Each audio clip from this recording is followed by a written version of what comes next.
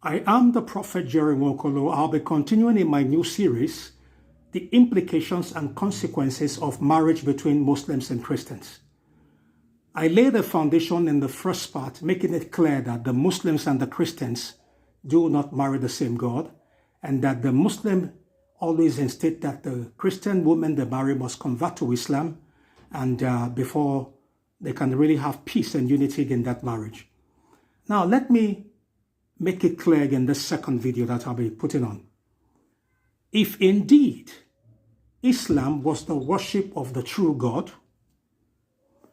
why do different Islamic groups like Boko Haram, ISWAP, Al-Shabaab, Al-Qaeda, and all the rest carry arms to fight in the name of their God, Allah? If indeed he was a living God, how come he cannot fight for himself?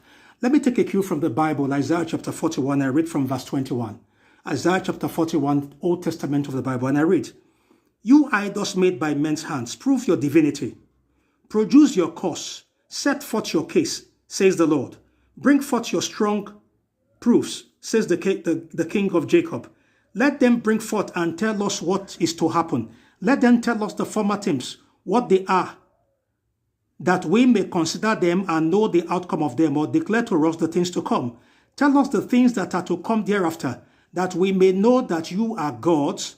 Yes, do good or do evil, something or the other, that we may stare in astonishment and be dismayed as we behold the miracle together. Behold, you idols are nothing, and your work is nothing. The worshipper who chooses you is an abomination, extremely disgusting and shamefully vile in God's sight." I just read from the Amplified Bible.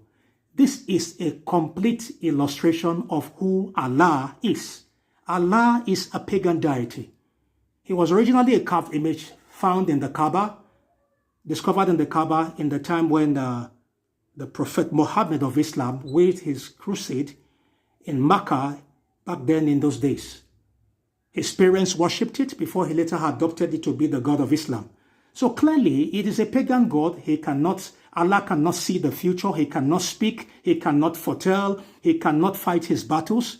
So why would indeed a professing Christian woman choose to get married to a man who worships such a God? Clearly, it is a case of light trying to mix with darkness. What concordance had he that believeth, had she that believeth, with an unbeliever, an infidel? Clearly, they have no agreement, they have no work together, and such marriages should not come to be, they should not exist.